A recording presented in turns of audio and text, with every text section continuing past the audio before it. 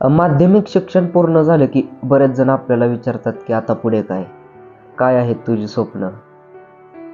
मग मनात असा विचार येतो की जबाबदारीच्या ओझ्याखाली गुदमरलेलं स्वप्न मोकळा श्वास घ्यायला कधी तयार होणार. आज समाजात बरीच अशी लोक आहेत की त्यांची स्वप्न ही फक्त स्वप्नच राहिली.